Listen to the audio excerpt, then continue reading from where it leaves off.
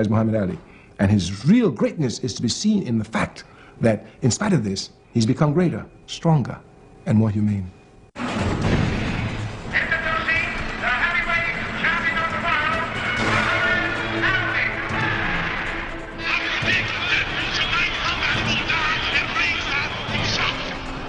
Look like a butterfly and sting like a bee.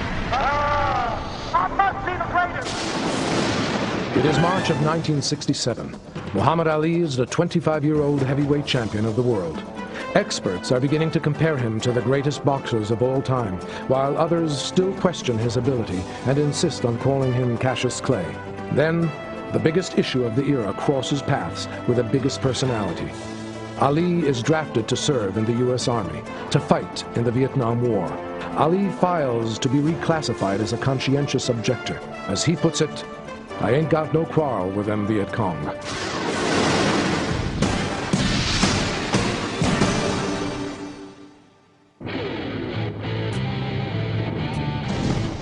To most Americans, the Viet Cong are the enemy, killers of thousands of our boys. The establishment insists that this is a critical time in American history. Militarily, we have never been in a better relative position in South Vietnam. Ali's choice not to serve brands him an outlaw, puts him on the same side as the draft dodgers, the protesters, and the long-haired hippies. But critics don't accept that Ali's religion prohibits him from fighting in a war. Right now, the #1 fight is Zora Foley. And after I finish Zora Foley, then we'll cross the other bridge as far as the draft is concerned when we get to it. But I have a very strange feeling if this thing do go through as far as induction is concerned, and the appeals or whatever you are turned down. As a matter of fact, I know this is my last fight. He weighs 202.5. The challenger, Zora Foley. Zora Foley was, that'll come close to looking as great as he did with Cleveland Williams.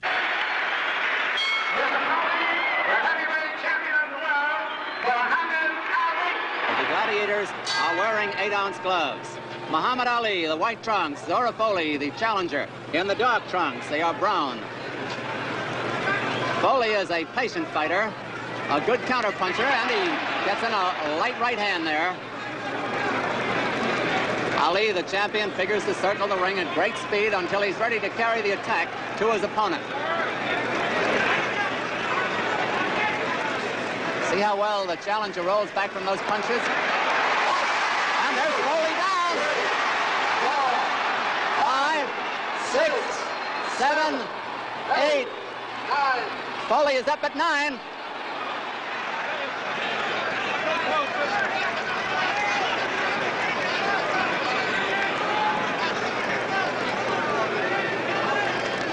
We talked about Foley's courage. The champion has plenty himself. There's no question about that. That's Foley down from that right hand. I don't know if he's going to make this one. 6, 7, 8. He's not. No, he gamely tried to get up. And Muhammad Ali has retained his heavyweight championship of the world. He looked so good with Zora Foley. But he hit him with the electrifying type of a punch, and Zora Foley went down. And then when he got up, he hit him with another shot, down. It was the closest Muhammad claimed to being a one-punch knocker out. His own art was, look at this. Now, this is a drawing he did for Zora Foley. Now, we started doing these drawings with Liston when he was doing all his predictions. And he really put the prediction down. The round wasn't right on, but he was always winning. He always put himself as a winner. Well, this is the last fight before they took his title away with Foley. Ladies and gentlemen, Mr. Muhammad Ali has just refused to be inducted into the United States Armed Forces. Notification of his refusal is being made to the United States Attorney, the State Director of the Selective Service System, and the local Selective Service Board for whatever action deemed to be appropriate. When Muhammad Ali refused to take the symbolic step forward and said that no Viet Cong ever called me a nigger, it just, everybody knew about it. Moments later, it was on everyone's lips. You could hear people talking about it on the street corners. You'd hear people who had never had a thought about the war having to think it through because of what Ali had made them think about. So it had a tremendous, tremendous effect.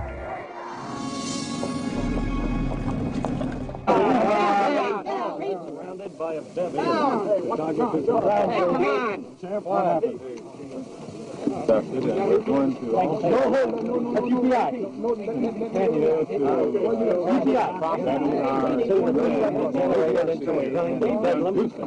heavyweight champion of the world, totally non-committal. Passing out to a given field, give a bad statement which he says establishes his position. The New York Times reported 35% of the casualties are black people. It's crystal clear that the United States is moving to wipe out the young black youth of this country by sending them to Vietnam. For our survival, we must say, as did Mr. Muhammad Ali, that we cannot go.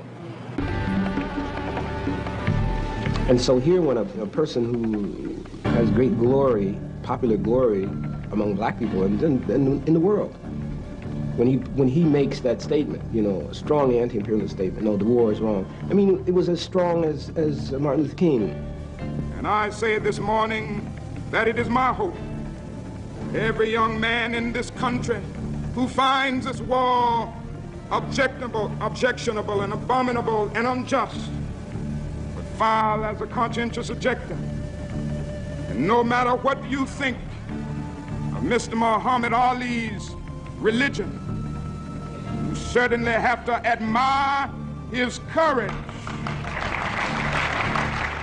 Will you go into service? This would be 1,000% against the teachings of the Honorable Elijah Muhammad, the religion of Islam, and the Holy Quran, the holy book that we believe in. This will all be denouncing and defying everything that I stand for. This would mean, of course, that you stand the chance of going to jail as a result of not going into service. Well, whatever the punishment, whatever the persecution is for standing up for my religious beliefs, even if it means facing machine gun fire that day, I will face it before denouncing Elijah Muhammad and the religion of Islam. I'm ready to die. Ali was very willing to pay the price. I was with him at that time. In fact, we called a meeting in Cleveland. I had about 20 of the top black athletes at the time: Bill Russell, Kareem, Bobby Mitchell, Willie Davis, Jim Shorter, Sidney Williams, in my office. 9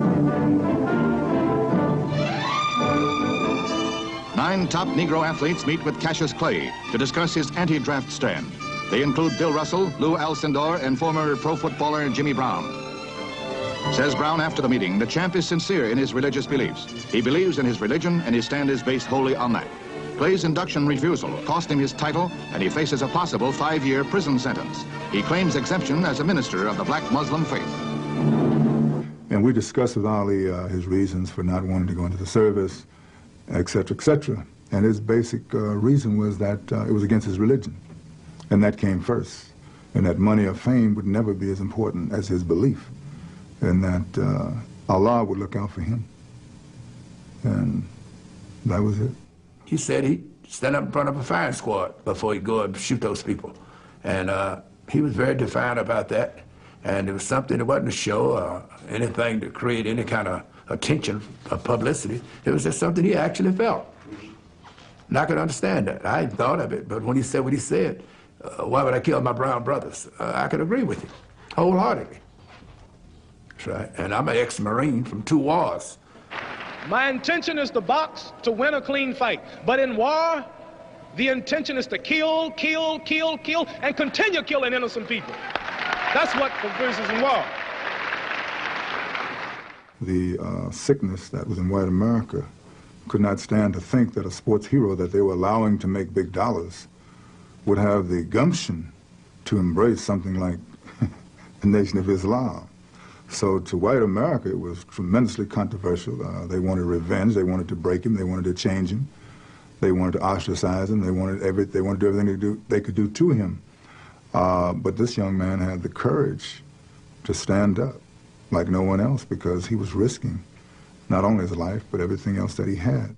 Not feel by Cassius Clay, I feel by any American who don't want to fight for his country. I think it's very bad, especially a guy who have made a lot of money in this country. You know, this guy who I think have respect for a lot of people. And I think that he should fight for his country.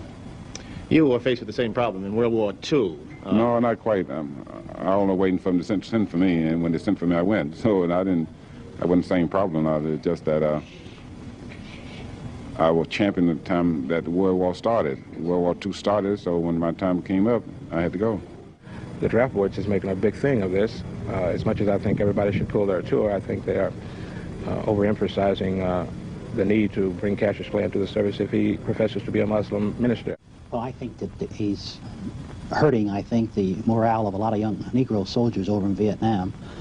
And the tragedy to me is that Cassius has made millions of dollars off of the American public. And now he's not willing to show his appreciation to a country that is giving him, in my view, a fantastic opportunity, hurts a great number of people. Simply because Muhammad Ali has these beliefs, there's no reason why people should go against him. I think he is a great champion, and they should respect his beliefs. That's why I'm here right now. I'm not burning no draft cards. I still have it. I'm not laying on the Pentagon steps. I'm not hanging statues of Lyndon Johnson. I'm not burning American flags. I'm only following the law. Black people began to support Ali from that.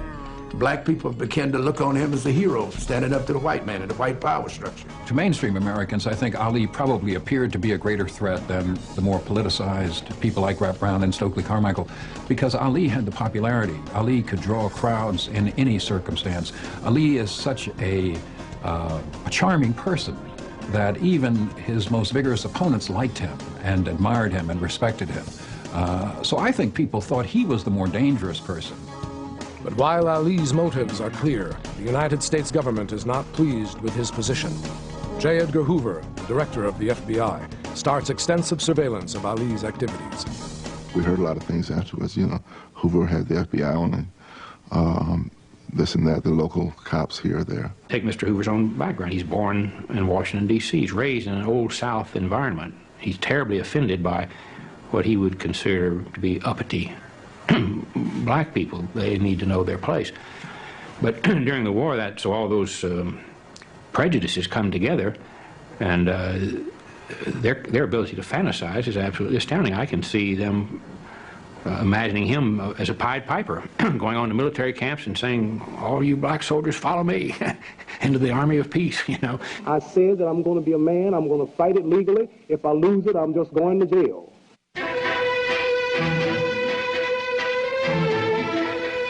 The close heavyweight champion